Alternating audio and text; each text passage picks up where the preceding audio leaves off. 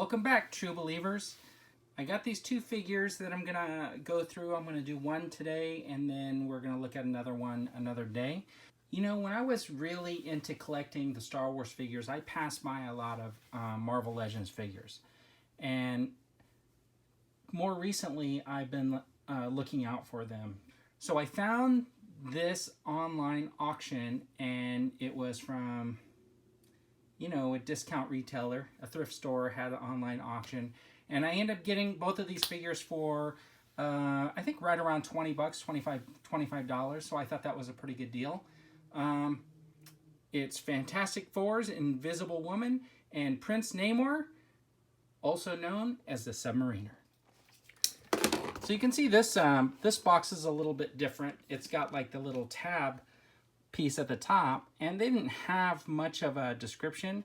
They just call him the trident-wielding super being with tremendous strength and ability to swim at incredible speeds. And then it tells you to also look for these Avengers figures. Let's open this figure up and take a closer look. I grew up, I was a comic book fan. When I was little, I didn't read all of them. I'm not an expert on everything, far from it. But I do like the fact that they got the Marvel Legends in this scale, the Marvel figures. So he's basically the Prince of Atlantis. His dad was an American seaman, Mackenzie. I think his name was Mackenzie. He was on this quest to find the helmet of power for one of the passengers on his ship. But to make their escape, Mackenzie and his crew, they're using like explosives, basically to blow apart the ice packs and stuff like that. And then, unbeknownst to him, the city of Atlantis is between them, and these explosions are like destroying the city of Atlantis. So the king sends his daughter, Finn, to investigate, and she goes up and falls in love with Namor's dad, and they end up spending some time together until a rescue team comes, because of course the king of Atlantis thinks his daughter's been kidnapped by these human dwellers, and everybody's basically killed. So she goes back to Atlantis. Namor's born. He's brought up as the prince. He pretty much... So anyways, let's talk about this figure. I think it looks really good. He's got really nice head sculpt. I like his hair. He's got like kind of the wings in his hair, right? Like the way he's got it combed up. That's exactly like maybe how I might see him if he's like swimming through the water at super high speed. He's got this nice fish scale suit on. It's black with this fish scale. So it looks really nice. Then we go down here, and of course he's got his wings on his ankles, right? And that's kind of classic there. I kind of went out of order a little bit. I talked about the figure right away. He's got his staff, which is kind of really nice. It's of course made of plastic, but if you see it, it's got a different color tone up here to make it look like it's bone or something like that. Then maybe like a little gold. And then you got the green in here and the staff. And then he's got like a heavy bottom on there. And he does come with two flat hands, right? I guess, let's see.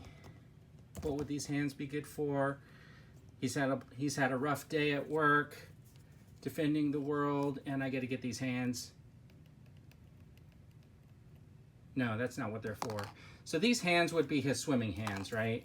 So let's see how easy it is on camera. Oh yes, super easy. Those hands come right off. Let's leave one on, one off, so you can see how they compare to each other. It's pretty good. The hands swivel around. He's got the elbow joint.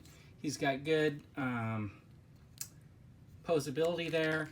Now this is an older figure, obviously, right? So he's not going to have that extra joint right in here, but he does have this movement here in his arm, and he's got a little bit of movement there. So he doesn't have that full flex range of motion that these newer figures have. But so he does have pretty good range of motion there, right? You're not putting his arm straight down to his side. That's not going to happen, and he's not going to be like, you know, reaching back or anything like that. And that's about as far as he's going, so he can put his hands kind of across his forward body. So he does have the double jointed knee, and that's about the distance you get. He's got a lower swivel and an upper swivel, as well as the legs. He's got an upper body pivot right here. You can hear it clicking. And he does turn at the waist. So overall, I think this figure's pretty nice. I think I got it for a pretty decent price. And to add the Submariner to my collection, I think it's a really nice figure. I know that it's not the most popular character, but he is an important one. And I think if you take a look at it, this figure was done very well. And thanks for tuning in, everybody. I really appreciate it. Leave me some comments. Do you want to see more of these older Marvel Legends? More overall Star Wars? You want me to go back? You want me to start like showing off some of the figures I've never done reviews on? Are you interested in the multiverse figures? The Batman, the Superman, the Joker, some of those figures. Anything else you want to see, throw them in the comments. Make sure you subscribe. And if you know somebody who's interested in looking at reviews and talking about toys, send them my way. Tell them about my channel. Also, don't forget, follow me on Twitter at Okur Studios, where the conversation continues. Thanks for tuning in, everybody. I really appreciate it. Don't forget to come back for more.